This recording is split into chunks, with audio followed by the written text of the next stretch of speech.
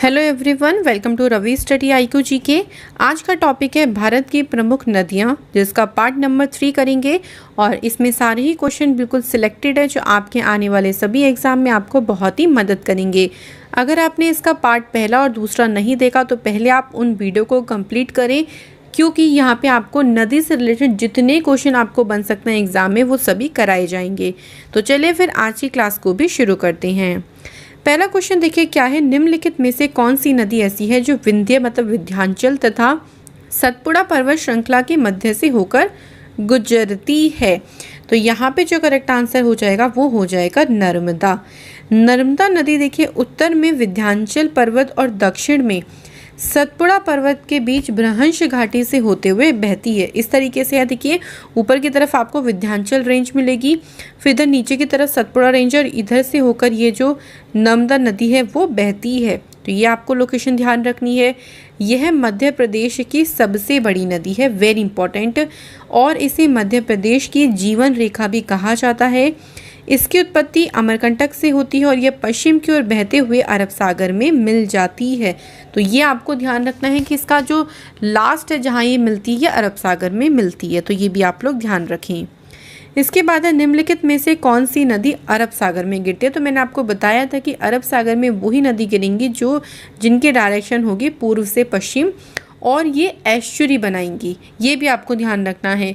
तो यहाँ पे जो आंसर हो जाएगा वो हो जाएगा माही, क्योंकि देखिए गोदावरी, महानदी और कृष्णा, इनके डायरेक्शन अगर आपको याद हो तो पश्चिम से पूर्व की तरफ है, तभी पश्चिम से पूर्व की तरफ वाली जो नदियाँ हैं वो बंगाल की खाड़ी में गिरेंगी। अच्छा, माही नदी के बारे में बात करते हैं तो मध्य प्रदेश के धार जिले से के समीप विंध्याचल पर्वत श्रेणी से इसका उद्गम है। राजस्थान, मध्य प्रदेश से देखो शुरू हुई है, फिर राजस्थान, गुजरात से बहते हुए यह नदी अरब सागर में गिर जाती है। तो आपको ये जो बात है वो ध्यान रखनी है। इसके बाद है प्रायद्वीपीय भारत की सबसे बड़ी नदी कौन सी है। तो सबसे बड़ी नदी की बात करें तो सबसे बड़ी नदी आपकी कौन सी हो जाएगी, गोदावरी हो जाएगी। गोदावरी की बात करते हैं तो देखिए गोदावरी नदी महाराष्ट्र के नासिक जिले के त्र्यंबकेश्वर से निकलती है और दक्षिण पूर्व की ओर बहते हुए बंगाल की खाड़ी में गिर जाती है। इसकी प्रमुख सहायक नदियाँ कौन सी हैं, पेनगंगा, इंद्रावती, प्राणहिता। तो सहायक नदियाँ मतलब होता है ट्रिब्यूटरी। तो मैंने आपको बताया था कि देखिए ट्रिब्यूटरी से भी क्वेश्चन आपको डायरेक्टली बन जाएंगे, तो आप लोग इस चीज़ को अच्छे से क्लियरली ध्यान रखें। इसके बाद है शारदा नदी का उद्गम स्थल कौन सा है। तो शारदा नदी जो निकलती है वो मिलाम हिमनद से निकलती है। अच्छा, क्या शारदा नदी का कोई और नाम भी है? बिल्कुल, शारदा नदी को काली, महाकाली या फिर इसे काली गंगा के नाम से भी जानते हैं। भारत के उत्तराखंड और उत्तर प्रदेश राज्य में बहने वाली ये एक नदी है। तो किसी भी नाम से आप लोगों को पूछ सकते हैं शारदा नदी के बारे में। अमरकंटक में कौन सी नदी का उद्गम होता है। तो अभी हमने ऊपर देखिए नर्मदा की बात करी थी, तो नर्मदा नदी निकलती है अमरकंटक से। दोबारा से देखिए मैं उसकी डिटेल इसलिए नहीं बता रही हूँ आप लोगों को, क्योंकि मैंने ऊपर आप लोगों को ऑलरेडी बता दी है, तो आप लोग वहाँ से भी इजीली पढ़ सकते हो। निम्नलिखित में से किस नदी का उद्गम भारत में नहीं होता।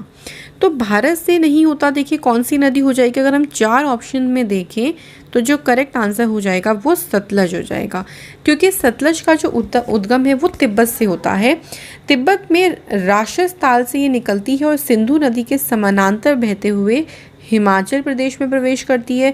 फिर ये पंजाब होते हुए पाकिस्तान के बहावलपुर में चेनाब में जाकर मिल जाती है और अंत में ये अरब सागर में गिर जाती है। तो ये सभी आपको ना पूरा पाथ जो है वो पूरा का पूरा किस तरीके से नदी शुरू हुई है, फिर कहाँ जाती है, कौन से राज्य में जाती है, आपको इस तरीके से पूरा का पूरा याद करना है। अगला क्वेश्चन है, देखिए निम्नलिखित में से किस एक स्थान से भारत की 2 महत्वपूर्ण नदियाँ निकलती हैं, जिनमें से एक उत्तर की ओर प्रवाहित हो जाती है और फिर बंगाल की खाड़ी में गिरती है। दूसरी नदी देखिए दूसरी महत्वपूर्ण नदी जो है वो अरब सागर की तरफ प्रवाहित होती है। बताना है कि वो स्थान कौन सा है। तो देखिए स्थान तो मैं आपको बता दूंगी अमरकंटक, लेकिन उन 2 नदी के नाम मैंने आपको लास्ट यानी कल जो पार्ट नंबर 2 पढ़ाया था उसमें मैंने आपको वो 2 नदियों के नाम बताए थे। अगर आपने पढ़ा होगा अच्छे से तो आप लोग मुझे इसका आंसर कॉमेंट करके बताइएगा कि वो 2 नदियाँ कौन सी हैं। अभी प्लेस मैंने आपको बता दिया, प्लेस कौन सा है, अमरकंटक। निम्नलिखित में से कौन सी नदी यमुना में आकर नहीं मिलती? इसका मतलब बताना है। देखो ऐसे भी क्वेश्चन पूछ सकते हैं कि यमुना की इनमें से कौन सी सहायक नदी नहीं है, तो यहाँ पे आंसर हो जाएगा आपका सोन। जो सोन नदी है वो यमुना में नहीं मिलती है।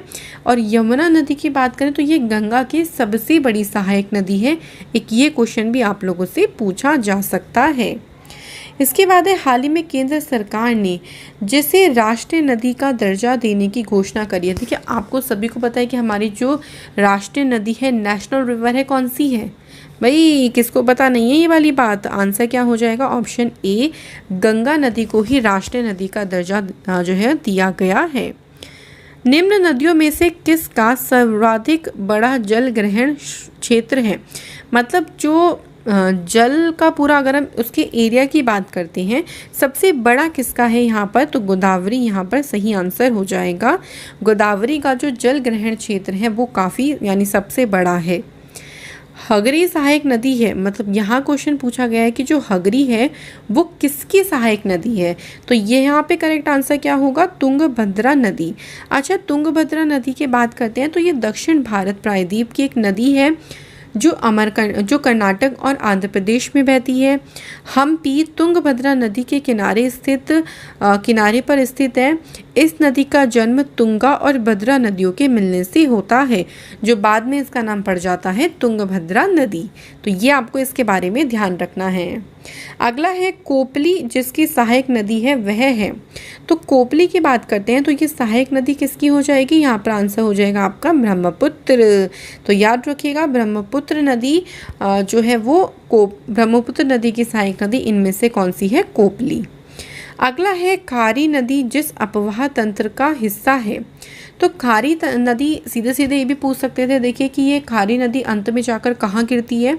ऐसे ना पूछ के आप लोगों से लैंग्वेज थोड़ा डिफरेंट कर दिया कि खारी नदी जो है वो बंगाल की खाड़ी अपवाह तंत्र का जो है वो हिस्सा है, या आप कह लीजिए अंग है। खारी नदी एक गैर बारहमासी और मौसमी नदी है। बारहमासी मतलब इनमें 12 वर्ष जल रहता है, जो बनास नदी के बाएं किनारे की सहायक नदी है। ये नदी राजस्थान के दक्षिण पूर्वी हिस्से के ऊंची इलाकों और तराई क्षेत्रों से होकर बहती है। तो ये आपको जो है वो इस क्वेश्चन से ध्यान रखना है। अगला क्वेश्चन देखिए क्या है? सतलज नदी का उद्गम है। तो देखिए सतलज नदी की बात करते हैं तो ये सतलज नदी कहाँ से निकलती है? क्या भारत से निकलती है, चीन से निकलती है, पाकिस्तान से? बिल्कुल देखिए यहाँ पर आप लोगों को ध्यान रखना है कि जो सतलज नदी है वो इनमें से कहीं से भी नहीं निकलती। ना तो इसका उद्गम देखिए भारत से है, ना ही देखिए सतलज नदी की बात करें तो इसका उद्गम चाइना से है, ना ही इसका उद्गम आपको कहाँ में मिलेगा? भारत से मिलेगा। तो अब यहाँ पे बात आती है कि इसका उद्गम एक्चुअली में होता कहाँ से है। तो सतलज की बात कर लेते हैं थोड़ी सी। सतलज नदी का जो उद्गम है वो तिब्बत से होता है। तिब्बत में राक्षस स्थल है, वहाँ से ये नदी निकलती है। तो ध्यान रखिएगा, ये भारत से इसका जो उद्गम स्थल है वो नहीं होता है। इसके बाद है, निम्नलिखित में से कौन सा कथन सत्य नहीं है? आपको नीचे 4 ऑप्शंस दिए गए हैं, उसमें बताना है कि गलत कौन सा है। देखिए सबके नदी और यहाँ पर राज्यों के नाम दिए गए हैं। तो यहाँ पे देखिए आपको लिखा हुआ है कि जो कावेरी नदी है उसका उद्गम उत्तर आंध्र प्रदेश में है। तो क्या ये बात सही है? बिल्कुल नहीं, ये बात बिल्कुल भी सही नहीं। तो फिर यहाँ पे हम बात करें कि बताइए कावेरी का उद्गम कहाँ से होता है? तो कावेरी का उद्गम कर्नाटक से होता है। कर्नाटक में ब्रह्मगिरी पहाड़ी है, वहाँ से निकलती है और कर्नाटक और तमिलनाडु में बहते हुए ये बंगाल की खाड़ी में गिर जाती है। तो आप लोगों को ये सब बातों का ध्यान होना चाहिए। इसके बाद है, सिंधु नदी का उद्गम कहाँ से होता है? तो इन ऑप्शंस में से अगर हम बात करेंगे तो ऑप्शन डी यहाँ पे सही हो जाएगा। जो सिंधु नदी है ये कैलाश पर्वतमाला से निकलती है। निम्नलिखित में से कौन सी नदी मध्य प्रदेश से निकलती है और खंबात की खाड़ी में जाकर गिर जाती है? सो देखिए पार्वती, लूनी, माही और जवाई, इनमें से जो सही आंसर होगा वो हो जाएगा माही नदी। माही नदी मैंने आपको भी ऊपर भी इसके बारे में बताया था कि मध्य प्रदेश से निकलती है। तो हम लोग बढ़ते हैं अगले क्वेश्चन पे। देखिए जिसके बारे में मैं ऑलरेडी आपको पहले बता चुकी हूँ उसी वीडियो में, तो दोबारा से उस नदी के बारे में डिस्कस हम लोग नहीं कर रहे। इसके बाद है भागीरथी नदी निकलती है कहाँ से? तो देखिए भागीरथी जो नदी है वो निकलती है आपकी गौमुख से। तो ये आपको ध्यान रखना है कि कहाँ से निकलती है, गौमुख से ये जो नदी है वो निकलती है। अच्छा, आप लोगों को अगर ध्यान हो तो भागीरथी भागीरथी देखिए, जब अलकनंदा और जो गौमुख से निकली हुई भागीरथी नदी है जब देवप्रयाग में मिलती हैं तो इसको गंगा के नाम से जाना जाता है। तो यहाँ पे आप लोगों को ये भी ध्यान रखना है कि गंगा का जो निर्माण है वो अलकनंदा और भागीरथी के मिलने से बना है। भागीरथी भारत के उत्तराखंड राज्य में बहने वाली एक नदी है। इस नदी को किरात नदी के नाम से भी जानते हैं। यह देवप्रयाग में अलकनंदा से मिलकर गंगा का निर्माण करती है। अभी मैंने आपको बताया ना यही बात, तो आप लोग इसको ध्यान रखिएगा। इसके बाद है निम्नलिखित में से भारत में तलछट को परिवाहित करने वाली नदी कौन सी है? तो यहाँ पे जो आंसर होगा वो होगा आपका ब्रह्मपुत्र। ऑप्शन नंबर ए यहाँ पर सही हो जाएगा। तो ब्रह्मपुत्र बिल्कुल सही आंसर। सिंधु नदी एक सहायक नदी जो हिमाचल प्रदेश से होकर बहती है, वो कौन सी है? तो वो है आपकी सतलज। सतलज यहाँ पर करेक्ट आंसर हो जाएगा। और इसके बारे में भी देखो ऊपर डिस्कशन हो चुका है। तो बढ़ते हैं हम फटाफट से अगले क्वेश्चन पे। क्वेश्चन देखिए क्या है, मध्य प्रदेश की सबसे लंबी नदी कौन सी है? तो देखिए मध्य प्रदेश का जो अमरकंटक है वहाँ से निकलती है नर्मदा नदी। तो करेक्ट आंसर भी क्या हो जाएगा? नर्मदा। और इसके बारे में आपको बता देती हूँ, वैसे मैं आपको ऊपर लिख के पूरा बता चुकी हूँ, इसलिए मैं थोड़ा सा बोल के ही बता रही हूँ। इसे मध्य प्रदेश की जीवन रेखा कहते हैं।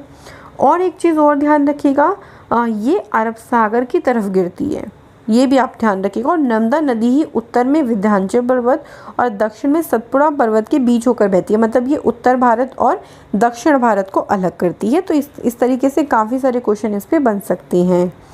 इसके बाद देखिए अगला क्वेश्चन क्या है, माही नदी जो है वो कितने राज्यों से होकर बहती है? याद रखिएगा कि जो माही नदी है वो मध्य प्रदेश, राजस्थान और गुजरात से होकर बहती है। तो आंसर यहाँ पर क्या हो जाएगा? तीन राज्यों से होकर जो है वो ये नदी बहती है। और मध्य प्रदेश के समीप विंध्याचल पर्वत की श्रेणी से इसका उद्गम होता है। तो ये भी आपको ध्यान रखना, वेरी इंपॉर्टेंट। अगला क्वेश्चन देखिए बहुत अच्छा है, भारत की एकमात्र ऐसी नदी जो कर्क रेखा को 2 बार काटती है। मतलब जैसे ये कर्क रेखा है तो एक बार यहाँ से निकली और एक बार यहाँ से निकली, तो ये 2 बार आप देख सकते हो इस तरीके से काटती है। तो ये नदी और कोई नहीं, माही नदी है। और माही नदी ध्यान रखिएगा कर्क रेखा को 2 बार ये जो है वो नदी काटती है। इसके बाद है प्रायद्वीपीय भारत की दूसरी सबसे बड़ी नदी। अच्छा ध्यान रखो, दूसरी पूछा है, पहली नहीं पूछा है। अगर पहली पूछेंगे तो गोदावरी लगा के आओगे, दूसरी अगर पूछेंगे तो कृष्णा लगा के आओगे। कृष्णा नदी प्रायद्वीपीय भारत की दूसरी बड़ी नदी है और इसका उद्गम महाराष्ट्र के महाकालेश्वर से जो है महाबलेश्वर के पास से होता है। और अंत में कहाँ गिरती है? बे ऑफ बंगाल यानी बंगाल की खाड़ी में गिर जाती है। ये भी ध्यान रखो, ये महाराष्ट्र से निकली, फिर कर्नाटक आई, तेलंगाना आई और आंध्र प्रदेश, यानी 4 राज्यों में जो है वो कुल ये होकर बही गिरने से पहले। इसके बाद है तेल नदी किसकी सहायक नदी है? तो यहाँ पे भी क्वेश्चन इंपॉर्टेंट है। तेल नदी की बात करते हैं तो ये महानदी की सहायक नदी है। इसके अलावा जोंक भी ध्यान रखो, जोंक भी पूछ सकते हैं, ये भी एक नदी का नाम ही है और ये भी महानदी की जो है वो सहायक नदी है। तो ध्यान रखिएगा। इसके बाद है प्रसिद्ध शहर जमशेदपुर किस नदी के तट पर स्थित है? तो यहाँ पे जमशेदपुर, जिसको टाटा नगर भी कहते हैं, और ये स्वर्ण रेखा नदी के तट पर स्थित है। अच्छा, स्वर्ण रेखा नदी की बात करें तो ये कहाँ से निकलती है, ये भी हमें पता होना चाहिए।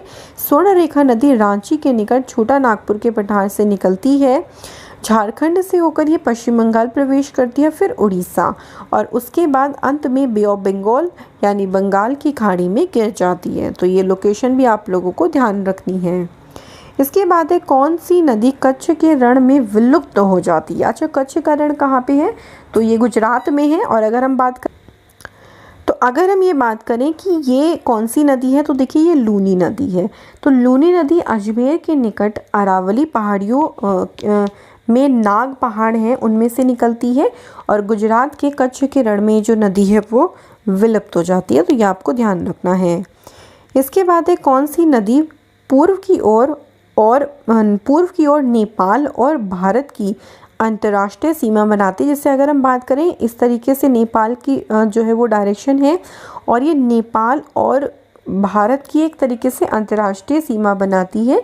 और ये जो नदी है ये कौन सी नदी है, इस तरीके से बनाती है। देखिए यहाँ पे है और यहाँ पे आपको उत्तराखंड मिलेगा, तो यहाँ पे आपको वो नदी मिलेगी और उस नदी का नाम क्या हो जाएगा, काली नदी।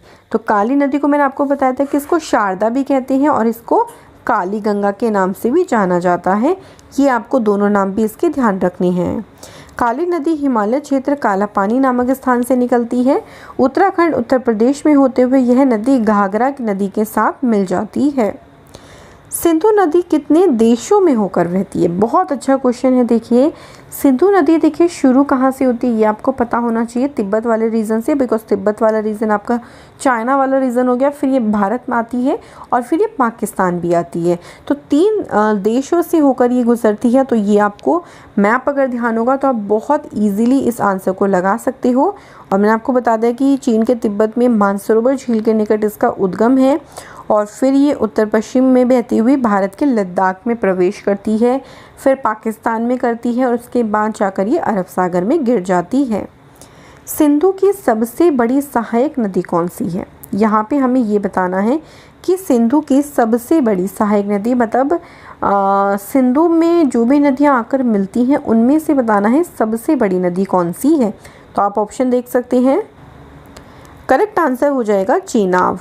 चेनाब जो नदी है वो सिंधु की सबसे बड़ी सहायक नदी है। इसका उद्गम जो है वो हिमाचल प्रदेश के K12 लारा दर्रे से होता है। तो ये ध्यान रखो, ये बहुत अच्छा क्वेश्चन है, पूछ सकते हैं। सिंधु जल समझौता भारत और पाकिस्तान के बीच किस वर्ष किया गया था। देखिए समझौता किया हुआ था सिंधु के पानी को लेके कि भाई भारत अगर उस पानी का इस्तेमाल कर लेगा तो पाकिस्तान तक नहीं पहुंच पाएगा पानी। और एक तरीके से आप कह सकते हो कि सिंधु नदी पाकिस्तान की बहुत मुख्य नदी है। तो फिर इस पर एक समझौता किया गया कि दोनों देश पानी का बराबर इस्तेमाल करेंगे और ये समझौता हुआ था 1960 में, यानी 1960 में। इसके बाद है प्रसिद्ध केदारनाथ मंदिर किस नदी के तट पर स्थित है। तो यहाँ पे अगर हम बात करते हैं कि जो केदारनाथ मंदिर है, केदारनाथ मंदिर जो है वो मंदाकिनी नदी के तट पर स्थित है। और एक और ध्यान रखो, बद्रीनाथ का जो मंदिर है वो अलकनंदा नदी के तट पर स्थित है। तो दोनों चीज़ ध्यान रखो क्योंकि बहुत ही फेमस टेम्पल्स हैं उत्तराखंड से। इसके बाद एक किस राज्य में गंगा 2 धाराओं में बट जाती है। तो देखिए गंगा आपको पता है कि जब मैदानी इलाकों में प्रवेश करती है उसके पश्चात एक राज्य है जहाँ से ये 2 भागों में बट जाती है, एक हुगली और दूसरी हो गया इसकी मुख्य धारा भागीरथी। वो राज्य का नाम बताना है तो राज्य कौन सा हो जाएगा, पश्चिम बंगाल हो जाएगा। तो ध्यान रखिएगा कौन कौन सी मुख्य धारा भी है और कौन सी इसके नाम है, दोनों ध्यान रखो। कौन सी नदी गंगा की सहायक नदी नहीं है। क्वेश्चन अच्छे से, मैं बार बार यही बोलती हूँ कि कई बार ऐसा होता है जल्दबाजी में हम लोग क्वेश्चन नहीं पढ़ पाते सही से। तो गंगा की अगर हम सहायक नदी बात करें तो देखिए कोसी भी है, सोन भी मिलती है गंगा में आकर, गोमती भी मिलती है, लेकिन कृष्णा नदी गंगा में नहीं मिलती, तो यह इसकी सहायक नदी नहीं है। इसके बाद देखिए आपके पास क्या है अगला क्वेश्चन, किस नदी को जैविक मरुस्थल कहा जाता है। तो जैविक मरुस्थल की अगर हम बात करें कौन सी नदी को कहा जाता है, तो यहाँ पर आप लोगों का आंसर हो जाएगा दामोदर नदी। बिल्कुल, तो दामोदर नदी को जैविक मरुस्थल कहा जाता है इसके प्रदूषण के कारण, और इसे बंगाल का अभिशाप भी कहा जाता है। ये नदी झारखंड के छोटा नागपुर पठार से दामोदर नदी निकलती है और फिर पश्चिम में बहते हुए ये हुगली में जाकर मिल जाती है। तो आप ये बोल सकते हैं कि हुगली की ये एक तरीके से क्या हो गई, सहायक नदी हो गई। बढ़ते हैं हम लोग अपने अगले क्वेश्चन पे। गंगा नदी में बाएं से आकर कौन सी नदी मिलती है। देखिए ऐसा होता है ना, कुछ नदी आपकी, जैसे मैं आपको बताऊं, ये है गंगा नदी की धारा चल रही है, कुछ नदियां इधर से आकर जुड़ती हैं, कुछ इधर से आकर जुड़ती हैं। तो जो नदी इधर से आकर जुड़ी वो बाएं हाथ से जुड़ी, यानी लेफ्ट से जुड़ी, और इधर से राइट से जुड़ी। तो यहाँ पे हमें बताना है कि गंगा नदी में बाएं से आकर कौन सी नदी मिलती है। तो इनमें से जो करेक्ट आंसर हो जाएगा वो होगा घाघरा। घाघरा नदी बाएं से आकर मिलती है। यमुना और जो सोन नदी है ये दाएं से मिलती है। तो ये भी आप लोग ध्यान रखो कहाँ से कौन सी नदी मिलती है। ब्रह्मपुत्र नदी को किस राज्य में दिहांग के नाम से जानते हैं? अच्छा, बहुत बार ब्रह्मपुत्र के बारे में पढ़ा, तिब्बत से निकलती है और इसको जो कौन से राज्य में दिहांग कहते हैं, तो यहाँ पर आंसर क्या हो जाएगा? अरुणाचल प्रदेश हो जाएगा। तो अरुणाचल प्रदेश में इसको दिहांग के नाम से जानते हैं। फिर ये भारत में प्रवेश करती है और उसका नाम जो है वो क्या हो जाता है?